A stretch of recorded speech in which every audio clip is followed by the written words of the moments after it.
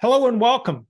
In this video, we are going to take another look at our CentOS Linux install on our Oracle VirtualBox virtual machine.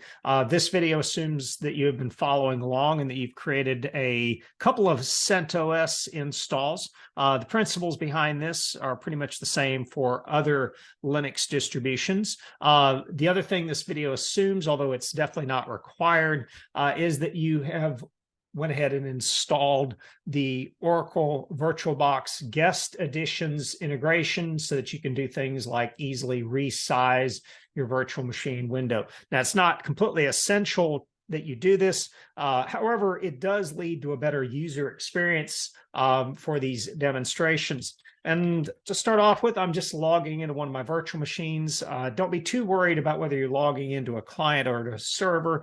We're essentially going to do the same steps for both of your virtual machines. And what we want to do is we want to talk a little bit about the default networking. Now, to begin with, Oracle VirtualBox is a great product that makes some of this seamless and almost arguably too much of it seamless. And one of the things that it does is it goes ahead and creates a network adapter for you. And you can see this a couple of different ways. If you come over here to the command line and you just simply type in ifconfig, you'll see that you already have a network adapter with a IP address of 10.0.2.15. But again, you didn't specify it in the wizard. What it does, though, allow for you to do, and we'll take a look at why it does that in just a second, is it allows for you to do things like launch Firefox, and this will take just a second to come up. But you can get to your favorite website. In other words, basically right out of the box, your CentOS install can act like any other computer that you might be familiar with using, whether it be Windows machine, Mac, or otherwise. And we can prove this by simply just opening a new tab, and you'll see that I can easily go to a site like www.uab.edu.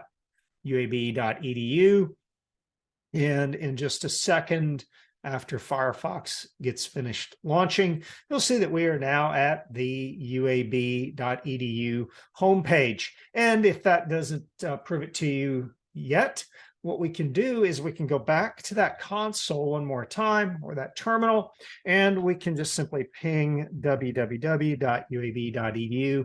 And sure enough, a lot of the same features that you would have on your physical desktop are now available to you in your virtual machine. Now, let's go ahead and stop the ping, and let's go ahead and restart, or power off rather, our virtual machine, and let's take a look at how this is possible. So if you come back over to the VirtualBox manager, it doesn't matter whether we pick the client or the server at this point, because they essentially have the same networking configuration. However, to make certain changes to the networking configuration, you do have to make sure that your virtual machine is off, which is part of the reason that we went ahead and shut down this first virtual machine. But if you go to the settings, and if you come down here to the network, you'll see that by default, you have an adapter that is enabled. And by default, it is NATed. Well, what is NATing? NATing stands for Network Address Translation. Effectively, what it does is it binds to one of the network adapters on your desktop or laptop. In this particular case, you can guess that it is leveraging my wireless access my wireless card to allow for me to have internet access. What we want to do is we want to add another adapter for the purposes of networking. In other words, our goal is that not only do we want to get out to the quote unquote real world, in other words, being able to access websites like uab.edu, but we also want to demonstrate some of the principles of networking. And one of the ways that we can do this is by simply creating a separate private network that cannot communicate with the real world, but can only communicate with other virtual machines and ultimately our host. Now, we aren't going to focus on the host in this video. Our goal here is to establish the connectivity between our virtual machines using a second network. And so the first thing that we want to do is we want to enable a second network adapter. And if you don't have this selected already, we simply want to select a bridged adapter. Now, we'll come back to why we're going to use a bridged adapter in a later video. I'll actually show you how you can ultimately bridge an adapter by adding another interface on your host and ultimately connecting the two. But for right now, we're going to select a bridged adapter, and you should have a number of options depending on the hardware on your computer. Now, in this particular case, I do have a wireless access card, and I also have a physical Ethernet card that I have already bridged with my Oracle VirtualBox adapter. Again, I'm going to show you how to do that in a later video. But what we want to do then is we want to select one of the devices. Again, in your particular case, you probably want to go ahead and bind it to your Wi-Fi adapter, at least for right now, until we work on creating a bridged adapter. And in this case, I'm going to go ahead and use this Microsoft Network Adapter multiplexer driver, which represents my bridged adapter. Now, you can see here the type of device that it is emulating and the MAC address for your new network card. And so we hit OK, and we can go ahead and power up that particular machine. And while that's powering up, we can come over here to the client. We can also go to the settings. We can go to the network. We can enable its second network adapter. Again, we will select a bridged adapter. And again, what you want to do is you want to select one of the adapters that preferably does not have internet access, but recognizing that some laptops do not have a physical Ethernet port on it. We're just simply going to use either your wireless, or in my case, I'm going to go ahead and use my bridged adapter. Again, I'm going to show you in a later video how to get that bridged adapter, and we can ultimately make those changes. And again, you'll see the adapter type that it's emulating, and note that this is a different MAC address. So we can hit OK on the client. We'll go ahead and start the client. And while that is starting up, I want to talk a little bit about what we're going to do. The idea here is that I want to be able to assign specific IP addresses to that second network interface. And you can see here that in Notepad, I've simply picked 3 IP addresses that I know are free. You will likely end up using different IP addresses. But the idea here is that I want to assign one of them to my host, which we will not do in this video.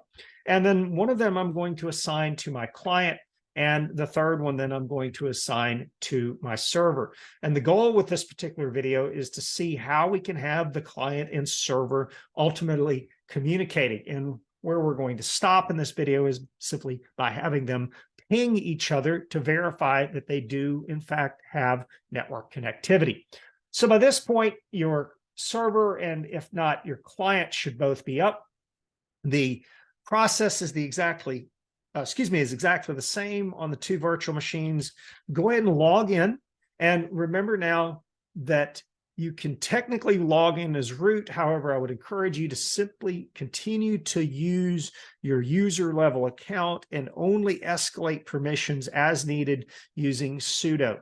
Now, the good news is for this particular example that we won't actually have to do that. What we do want to do is then we want to go to our settings. And you may have already stumbled across this earlier when we were adjusting our screen resolution, but you have the ability to select network. And then if it isn't already here, you can add a profile. Now, in this case, I already have the profile. I've been playing around with this a little bit just to make sure that everything would work out fine, but you can go under the settings then for that particular profile, IPv4, and I have simply added then the IP address, selecting manual. In other words, I'm emphasizing that I do not want these to be dynamically assigned. In other words, I want to know what the IP address is for this virtual machine, and you can simply grab then one of the IP addresses off of the list that I have provided. In this case, since this is going to be my server, you can see here that I've actually technically assigned the wrong IP address. So why don't we just go through the process here? So we'll go to automatic, we'll select manual, and then it does appear to keep some of the information. We can probably clear this out by simply hitting apply and then coming back and going through the settings once more. There we go. And you can see here that what I want to do is I want to assign this particular IP address. And again, we can do this a couple of different ways. I'm just going to go ahead and copy and paste this in. Notice how I'm copying and pasting from my host into my guest. That's, again, one of the benefits of our virtual machine guest editions. For the subnet mask, we are going to use a similar one to what we had discussed before, and that is going to be our 255.255.0.0. Technically speaking, that is a bit excessive. We could use 255.255.255.0, but we have some purpose behind that in future experiments that we're going to do.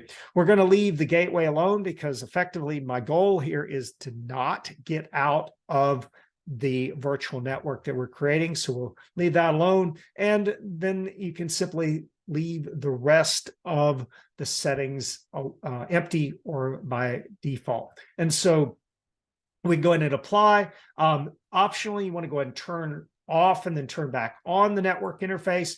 And then we can come out here to our activities, to our terminal. And again, just like we did in the earlier part of this video, we can simply run our if config. And we can see that we now have a third adapter, in addition to the first adapter, which was the adapter that was NATed, utilizing our wireless access, our wireless card in our laptop, or in my case, my desktop. Same principle though. The idea here is the first adapter is NATed. The second adapter is now on this second network that we're creating. And you can see here that we have been successful in assigning a static IP address. And of course, the third adapter is then our loopback adapter. And that is useful for any number of things, including some development work. Now, let's go ahead and do the exact same thing on our second machine. Again, what order you do this in does not really matter. In this case, I'm now bouncing back to my client. I'm going to pull up my little notepad here with my hints. So I am interested in 2.99 for my client. And again, since I've been playing around with this, this may already have some settings in there. But we'll go to the network.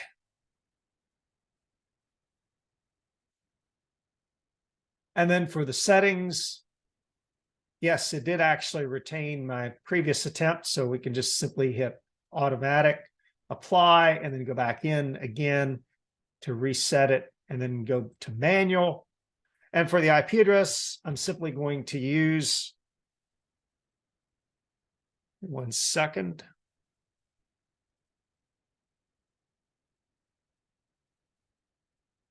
My 2.99. And the important thing for you to do is just simply make sure that the two adapters aren't the same. In other words, that they don't have the same IP address. So we're going to turn this one off and on. We're going to come out to our terminal. And just like on the other virtual machine, we'll go ahead and run our if config. And you can see that I also have 3 adapters. We're going to maximize this so it's easier to see. And you can see here that I am 2.99 on my client. And if I'm careful about splitting my screen,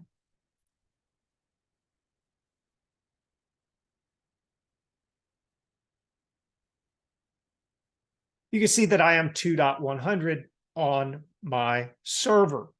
Now, how do we go about verifying that we have connectivity? Well, That's pretty easy.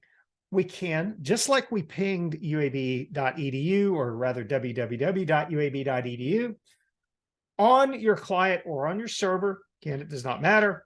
But from my client, I am simply going to try to ping 192.168.2.100, which is the server's address. And you can see I'm getting a reply. And then on the server, we simply do a ping 192.168.2.99. And again, where am I getting that? Well, that is the IP address that we have assigned to our client. And again, here you can see that I am getting a successful reply back from the client. And so now in your mind, you want to sort of think of this now as two separate paths. In other words, on each of these virtual machines, I can get out to the real world. In other words, I can go to www.uab.edu or any other website that's publicly available. But at the same time, I can also go from my client to my server and from my server to my client on a different path.